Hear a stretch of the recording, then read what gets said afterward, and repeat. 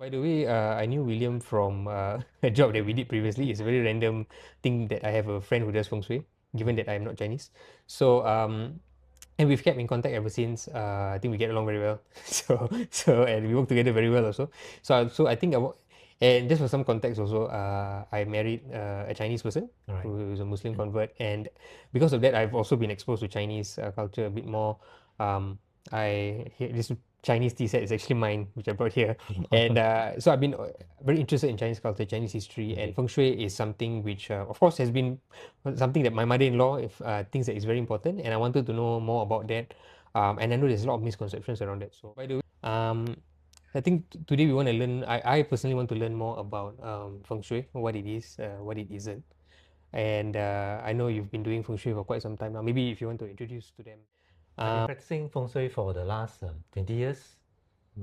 My company is Global Wellness Feng Shui. Let me know I mean, what are some of these questions you have for Feng Shui.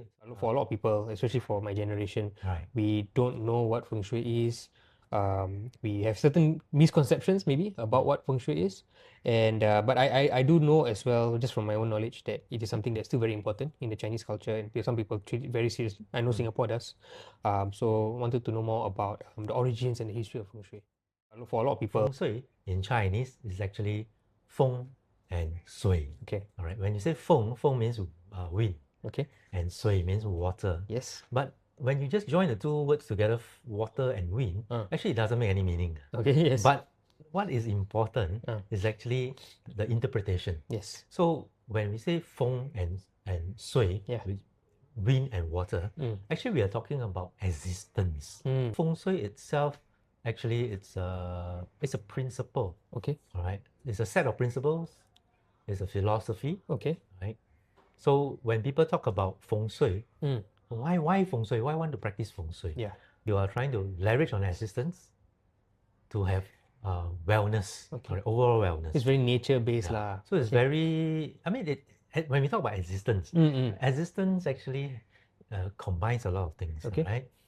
Things like nature, things like environment, things like living things, non-living things, your landform, things that you can find around you, Yes. how you actually leverage on them, Yes, yes. all right, to enhance your total wellness. Okay. All right, whose wellness? Okay. We are talking about your personal wellness, people around you.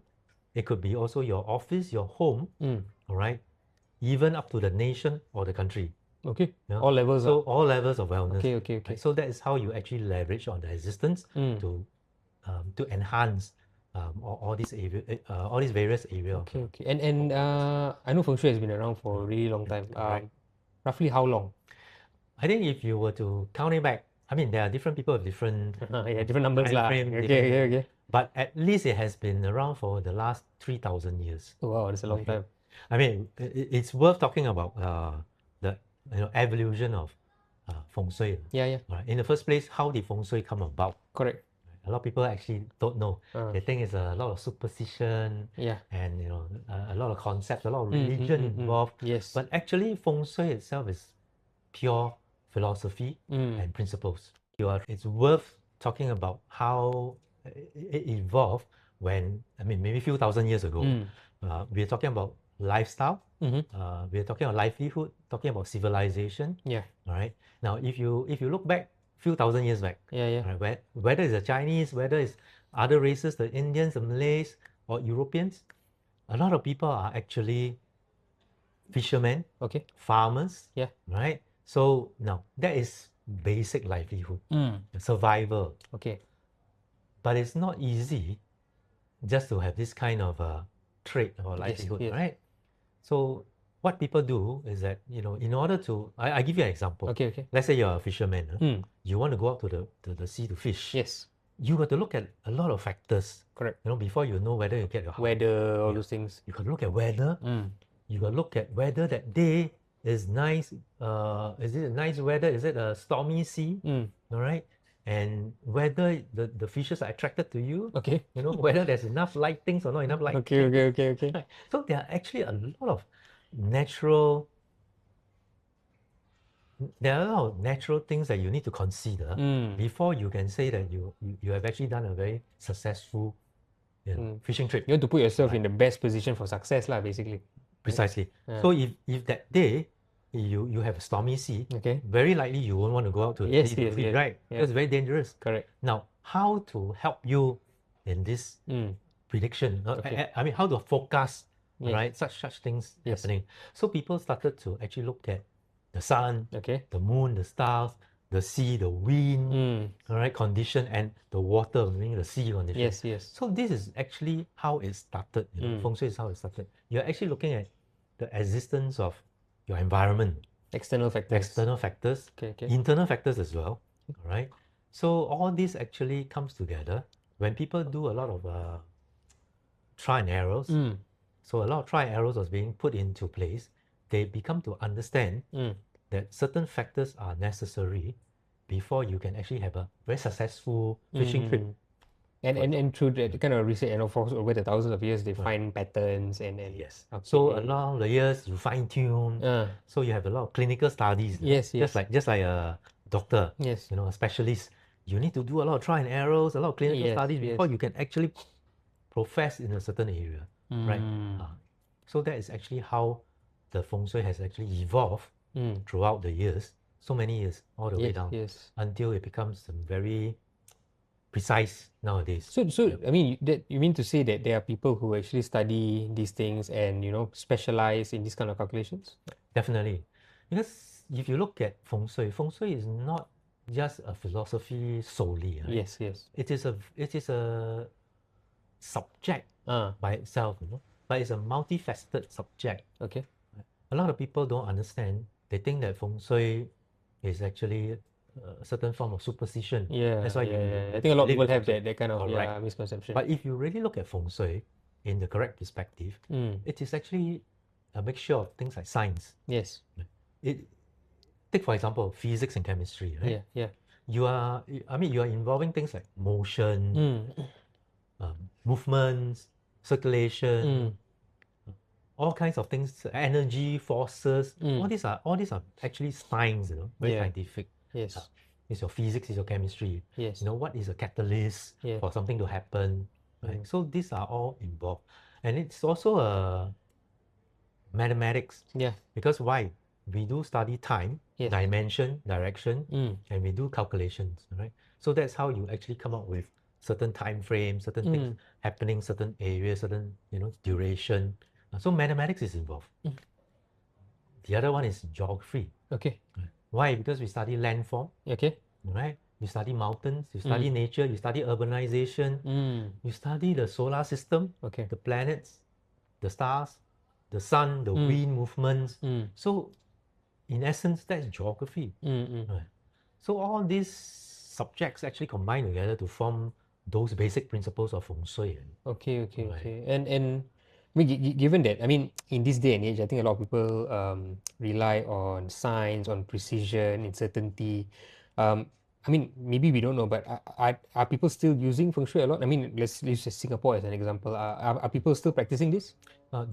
Definitely, a lot of people are actually practicing Feng Shui still, right? Because they have actually benefited from the way Feng Shui has worked for them, right? So definitely, a lot of people are still doing it, whether it's commercial, whether it's a home, all right, whether it's in the area of studying landform. Right? A lot of people are still using Feng Shui as the basic principles to help them, to guide them, right, to actually come up with a more viable option, to achieve a certain level of effectiveness. Okay. Right? Okay. So definitely, it's still something that's widely practiced. It's just that a lot of people are actually not trying to admit. Yeah, they want to call it Feng Shui lah, basically. Okay.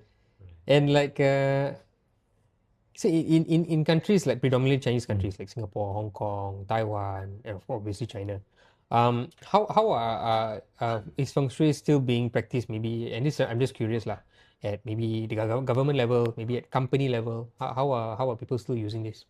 Okay, generally in most countries, of course, countries that's very Asian oriented especially, they are still practicing Feng Shui from the top level down. Okay. All right. So, of course, if you talk about Singapore, a lot of people would not admit that I'm not instigating anything. It's good to learn. But we know that to a certain extent, Feng Shui was actually incorporated into Is it? the development. Okay, okay. Right. So William, just to dive into the next part, I've always been curious. I know you run your own feng shui consultancy firm, right? Are there people still, asking you for these services? And if so, what kinds of things are they asking you for? Now, that's a very good question, Ajay Faris. Basically, a lot of people are still looking for Feng Shui. Okay. There's a reason why they are looking at Feng Shui. Okay. Of course, the very basic understanding is survival. Okay. Again, if you are, take for example, in business, in commercial, right? You want to make sure that firstly, your business survives. Okay. Now, of course, the next thing you want to look at things like competitive advantage. Okay. How can you do better than someone else in terms of your business? So it goes back to things like the fisherman example that I was telling you earlier, right? So the fisherman is actually looking at survival as the very, very first instant because of livelihood. Okay. So once they are able to survive based on the conditions and the existence of nature, then they want to go one step further. Okay, okay. Right. So the one step further is how do I do more? How do I supply more, catch more, right? Okay, so okay. It's the same philosophy for commercial as well. Okay, okay. So in a sense, you're trying to put yourself in the best position for success, Precisely. for fish to come into the net, for money to come into your pocket. Okay, so we want to make sure we put in the best situation, the best environment to harness all this. We always call it energy, all right? To balance up this energy and then also to enhance it, okay, and to increase it, okay, to a certain effectiveness level. Right. And of course, we're not just talking about money, right? Let's say even for households, right? Feng Shui can be a thing that you can, for example, improve your family livelihood, your marriage, for example. Do people come to you for that also? Oh yeah, for sure. So just now we were talking about companies. Companies, because you want to, companies is also not just about making money. Okay. It's also to make a very good environment for the staff and employees. Okay. All right. Also for the associates and maybe the people that they deal with. So similarly for home, when you're staying in a home, the home is actually a place where you stay almost 1/3 of your time. True. All right. So you want to ensure that your house actually has a very good balance of energy, so that when you go back, you actually enjoy the positive flow of energy and harmony. Okay. All right. So that you can improve things like your relationship with your family members, for example. Yes. All right. Things like you want to improve your health because 1/3 of your time is actually from the home. Yeah. So you want to have a place whereby you can relax, at the correct in the most conducive condition. Right? Of course, that is only health. You also want to make sure that you arrange your house in a way whereby you can actually leverage on the different factors to improve your lifestyle. Okay. Things like maybe your wealth. A lot of people are always very concerned about wealth. Of course. So you want to make sure that you stay in a place whereby your career can take off, or at least is stable. True. Right? So you also want to look at the emotional part of the house so that everything is in balance, that you'll not fall into a situation where you're going to have a lot of destabilized emotional problems and difficulties. True. Right? Which will affect your relationship. So there are actually many aspects that people are looking at, when they want to consult about Feng Shui. And what are, for example, what are some of the ways, or what are some of the solutions that you would propose to people? I mean, I understand, like, for example, the arrangement of your furniture, right? I think that's something that a lot of people know in terms of how the energy flows through in and out of your house. But what are some of the practical ways that people can implement these things? I always tell my clients, I say that the most important part is if you can, always do your Feng Shui assessment before you do your renovation. Before. Okay. Right? Because why? Then you can actually plan all the various, for example, layout. Yeah. Which is the most effective design, all right, arrangements for your house. Yeah. Incorporating into the renovation plan. Okay. So that the renovation can be carried out properly according to some of these Feng Shui guidelines and principles. Right? But if you did not manage to do that, fine. I mean, it's okay. Of course, there's still a second level. A second level of looking at what you can improve in terms of your layout, like you mentioned correctly just now. that is very important. And also to look at what are some of these natural, solutions, like some people will say things like plants, Yeah. crystals, fish tanks, water, To sort of rebalance the fountains. energy To lah. rebalance, yes, to rebalance the energy. Okay. And not just only rebalance, but to maybe to capture the energy. Capture more. Yeah. And also to reduce some of these afflictions that could be happening in the house. Okay. So this is definitely another level of doing it. Okay. Of course, we have another level, which is what happens if everything cannot be possible, right? Okay. Then of course we will introduce what we call the Feng Shui solutions, which is using the Feng Shui way of actually trying to address all these concerns, whether it's to enhance or whether it's to reduce any afflictions. Yeah. So actually, this is something I realized while we were having this conversation, that at no point did you mention anything about religion or having to go, for example, to pray at a temple, for example. And something I'm beginning to realize is that Feng Shui is entirely independent of religion, actually. Right? You are right, Boris. So Feng Shui is actually something that is, Feng Shui itself is non-religious. Okay. It doesn't come from the principles of religion. Oh. So Feng Shui is why religion actually comes in is because when Feng Shui was formed, the principles are formed, different peoples from different beliefs incorporated Feng Shui principles into their beliefs. So it becomes like an additional layer lah. As an additional layer. So in order to solve some of these Feng Shui problems, for example, then they will introduce the religious way to actually solve it. Okay. Right? Of course, just now I mentioned earlier on that you can actually solve it in non-religious many manners non-religious manner, yeah, in a very different ways, right? From the renovation all the way to the layout, to the forms. Yeah, all these are different ways of doing it. So it doesn't have to be religious. Okay.